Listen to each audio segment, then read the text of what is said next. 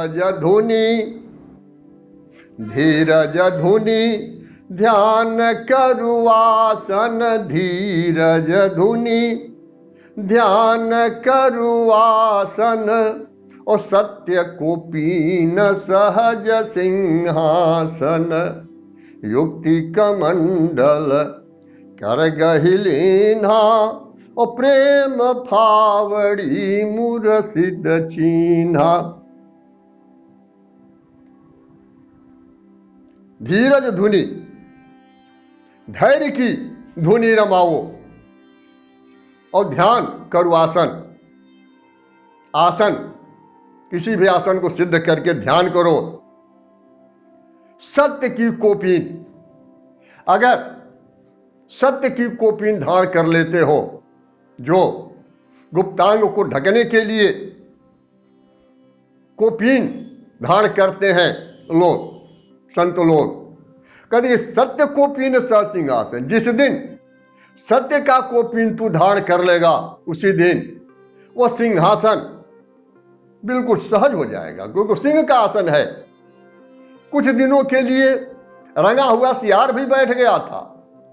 नील श्रृंगार की कहानी सभी लोग जानते हैं कि वह किस तरीके से अपनी बिरादरी को धोखा दे करके, सबको धोखा दे करके, और अंत में वह शेर का भी सम्राट बन गया था और शेर भी सेवक बन गया था। लेकिन कब तक?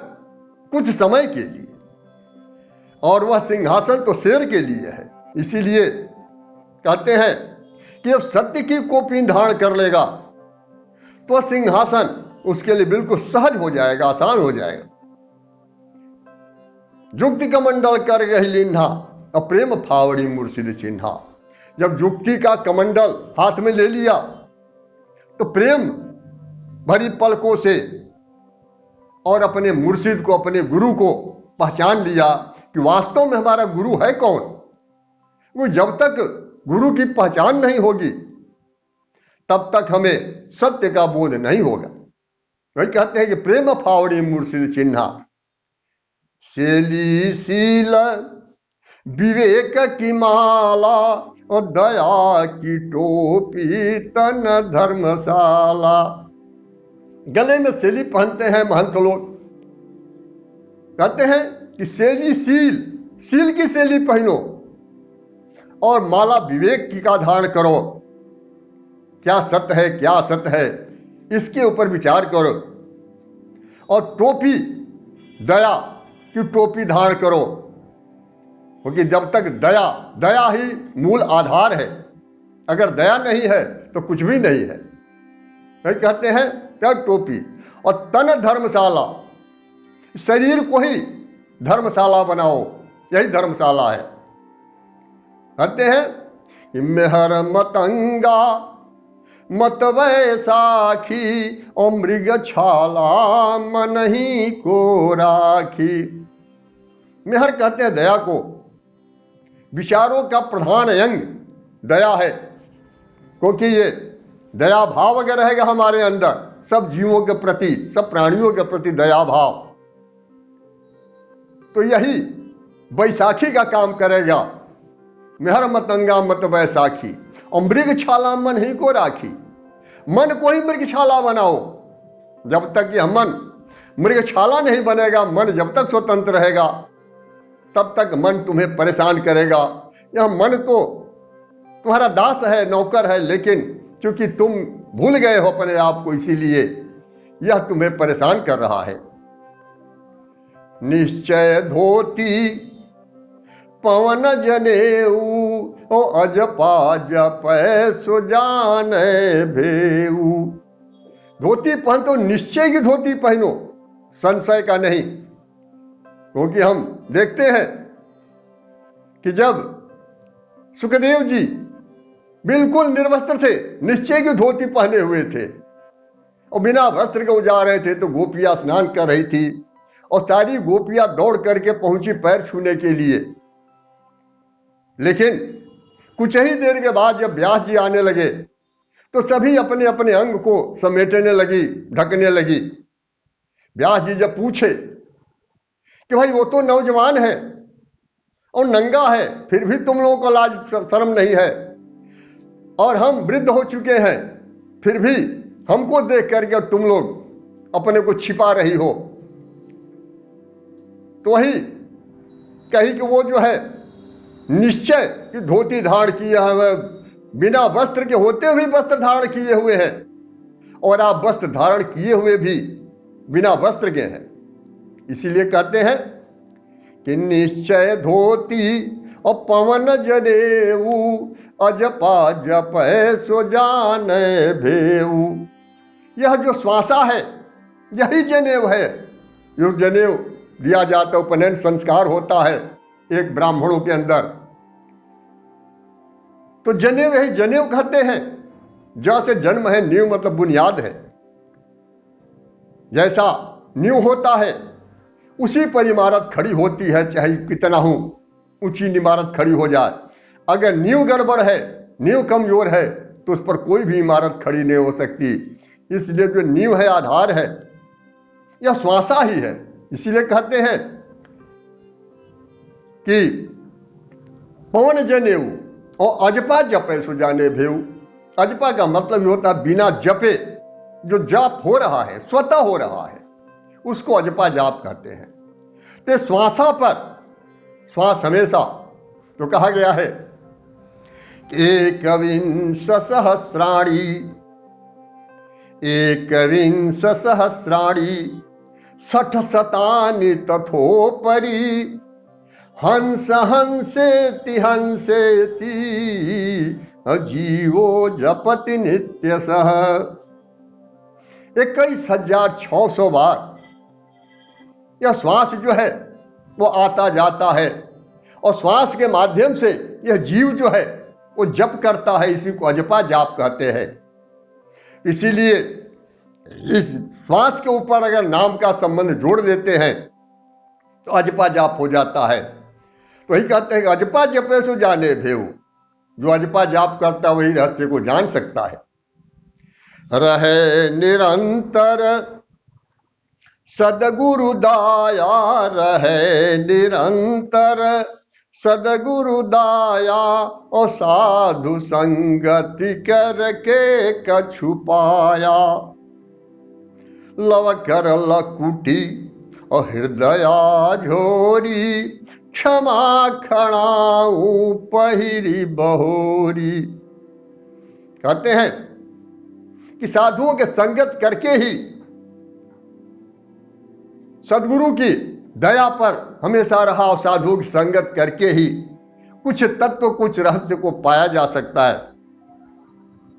कहते हैं कि लव को, ध्यान को लकुटी की तरह से केंद्रित कर दो और हृदय को ही झोली बना लो।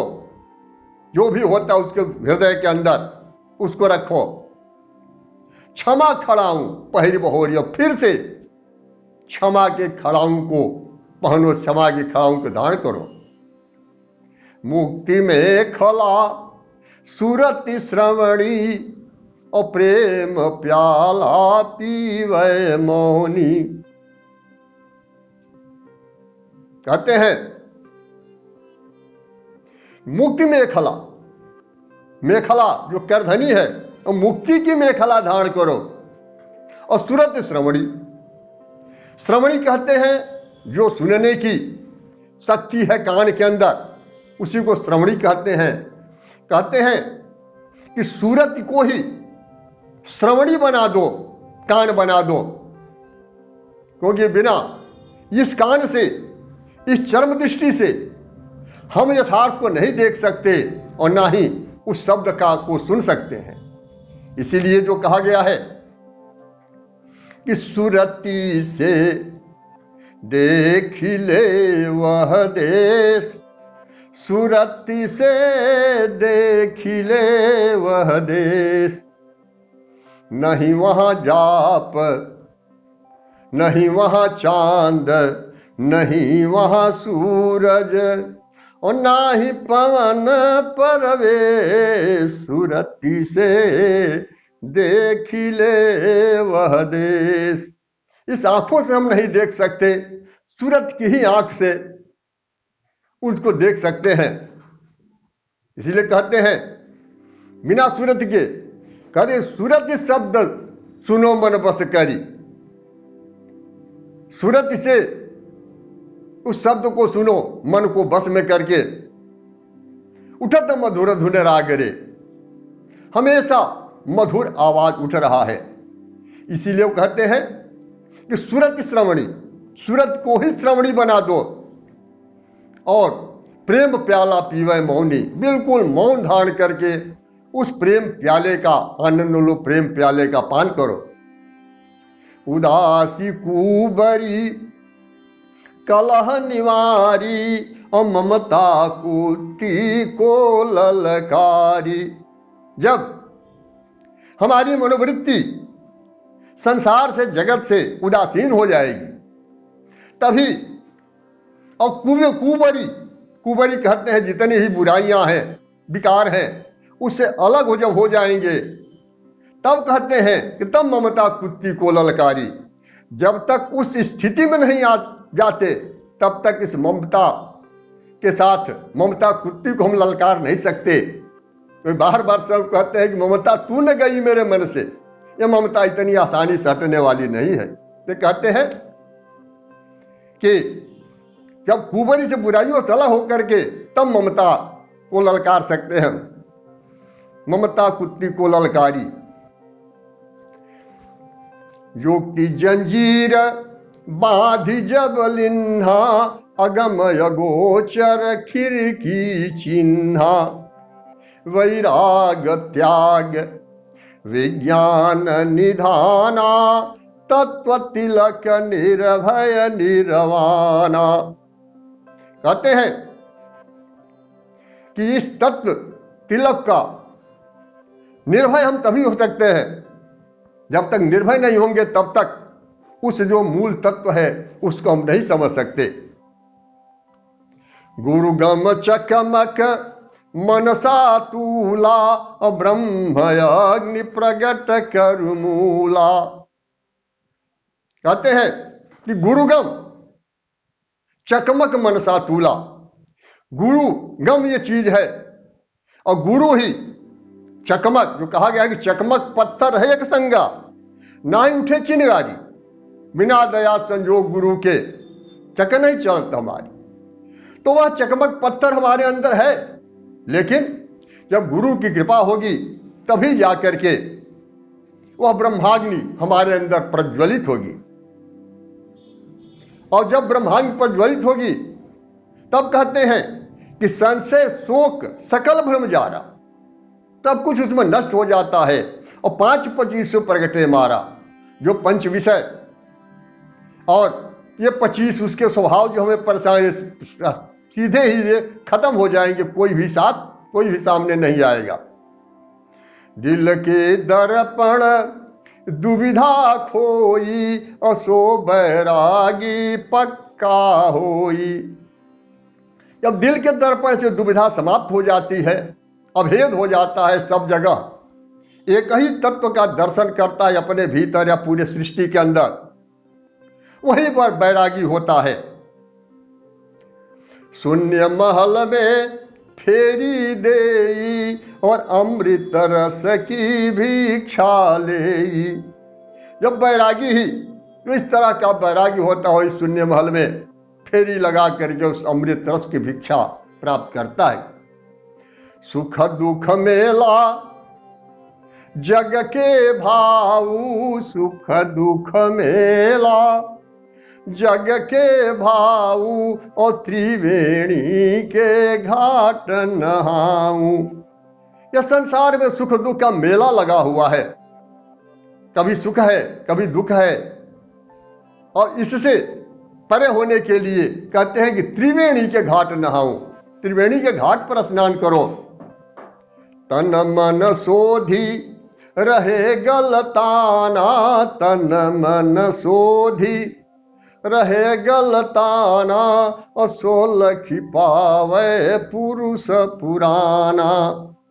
जो तन मन सबको शोध लेता है, वही उस प्राचीन पुरुष को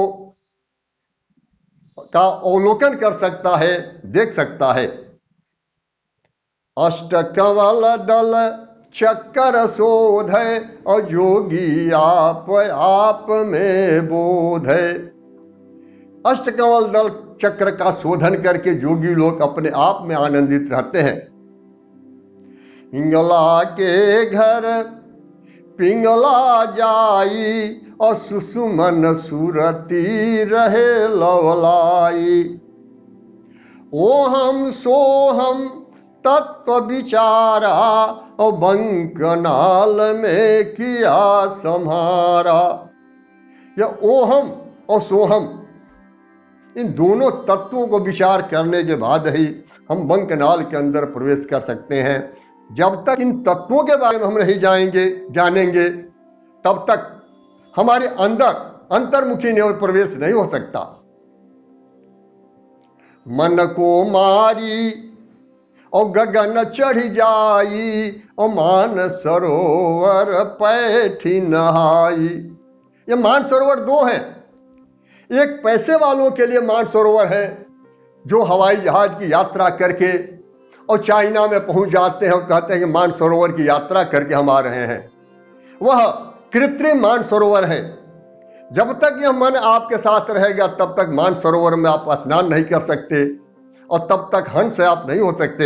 ये कहते हैं कि मन को मारी गगन चढ़ जाई और मान सरोवर पैठी नहाई।